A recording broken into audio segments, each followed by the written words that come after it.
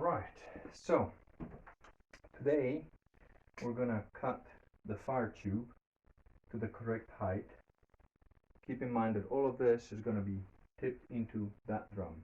That's where the gasification will happen, and the fire tube is where the actual pyrolytic action will take place. Now, I'm using the FEMA dimensions, and to tell you the truth, I don't know that they're completely correct because I've seen other figures, but I'm going to go with these. The tube is just under 6 inches. They're talking in here on this schedule on page 52. There, I don't know if you can see that, but anyway, that's the schedule I'm using. And they're basically saying that for a 6-inch diameter pipe, the minimum length of it should be 16 inches. Now, for those of you that use real numbers like metric, so 6 inches is over there, which is just about 15 centimeters. And 16 inches, which is the minimum height, is over here. I'm thinking, which is about 40 centimeters. I'm thinking of making it like 20 inches, maybe down to 50, because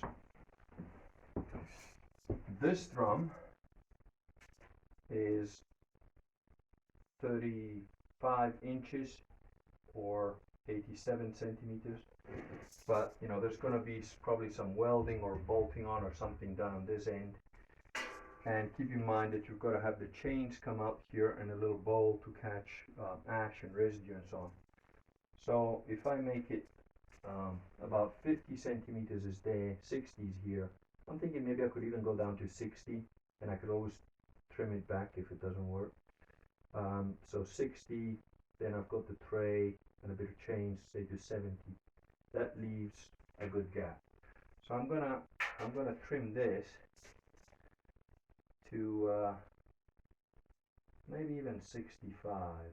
Yeah, I'm going to trim this to 65 centimeters, which is approximately here, which is about 25 inches and a half, 25 and a half inches over there. So the next step that we want to do is mark this properly. And that means pencil out.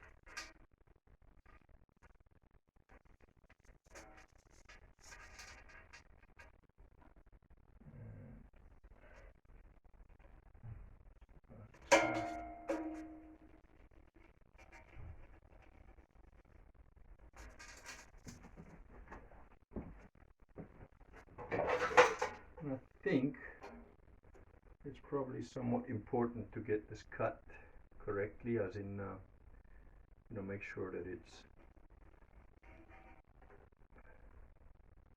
horizontal and not a slanted cut. I don't know exactly how important that is, but I think it is. So an easy way to do that is if you've got some masking tape, is just put a little strip of it around the tube.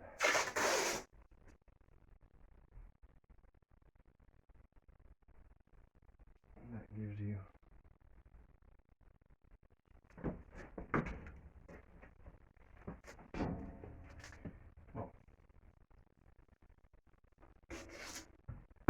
if you've done it right, it would give you the line.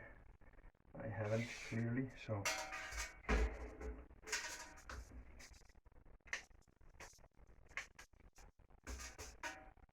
just see now. 65 is there. We still got quite a bit.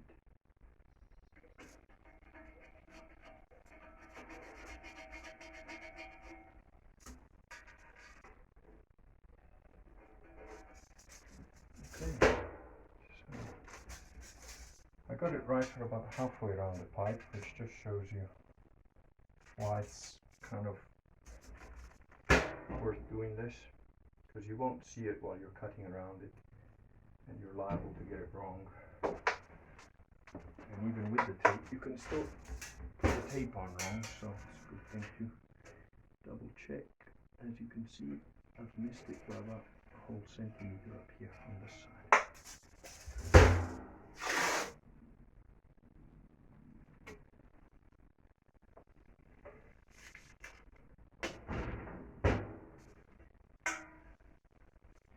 I think that's about 65 all the way around now. Yeah, more or less.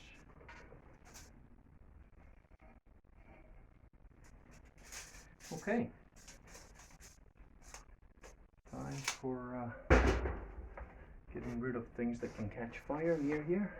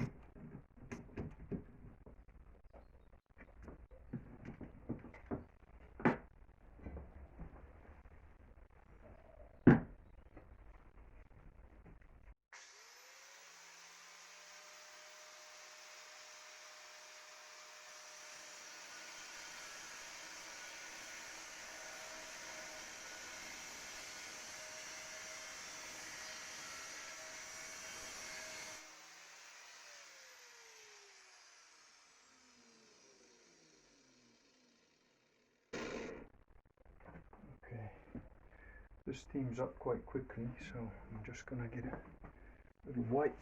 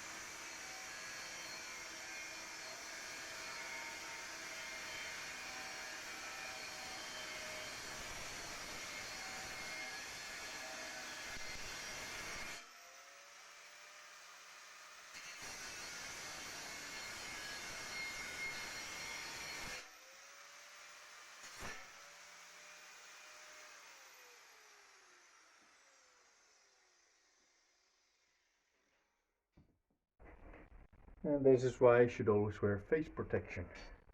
Those little bit coming off that hits you in the face, it's gonna spoil your whole day.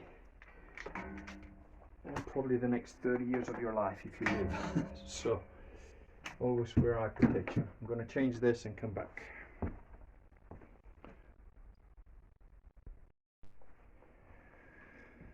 And so I'm now back with a new blade on the disc cutter and gloves. I forgot last time.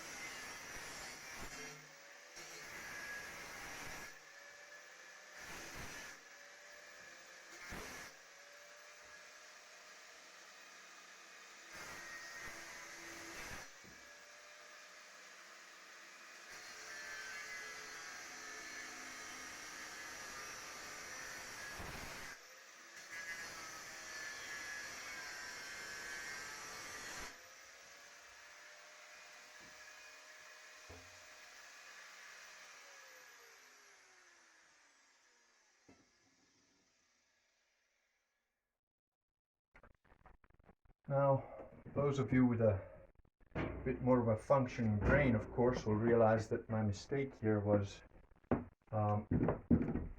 in not cutting this before joining it up here.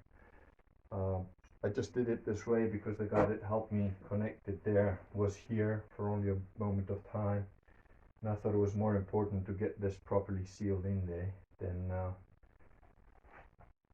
to get this done, which I knew I could do later.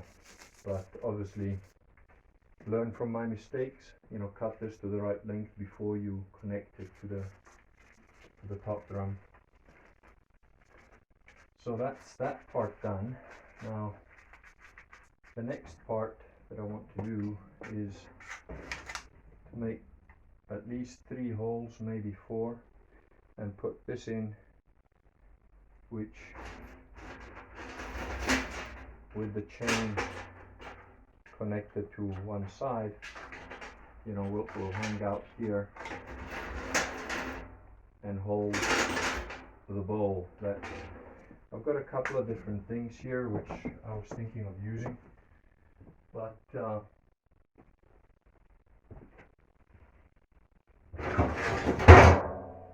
be honest, I'm not particularly happy with any of them. They need to have a bit of a dip, like a pasta straining bowl. And I think it needs to have quite a lot of holes, more than a pasta straining bowl probably, just to get it right. This might do. This could potentially work, but I'd have to drill a lot of holes in here, which is a bit time consuming. So I'm thinking of possibly using some kind of metal mesh and shaping it as a bowl. I'll come to that at some point, but for now I've achieved the pipe thing. I want to do this next, because the next thing that I'm going to try and do is to get this to fit on top of there and find a way to join it, either by sealing it here or finding some way to do it. It looks like the diameter of this thing might just fit on the inside of this, which would be ideal. I'm still not very optimistic on that, because I didn't get it's hard to get a precise measurement of it, but from what we measured before, I think it might just fit in there, which would be ideal, because then you could drill holes in here and connect to the heavy border. There's a thick border on this that's about an inch that goes in, and there's a thick border here that's about half an inch. So if we could connect the thick borders together, that would make it nice and strong. I wouldn't have to worry about it like wobbling all over. But before I do that and connect them, I think the next thing is to make this bed frame the actual place on which everything fits, which means I need to attach the wheels, put some bolts over it. So I think that'll be the next thing I actually do.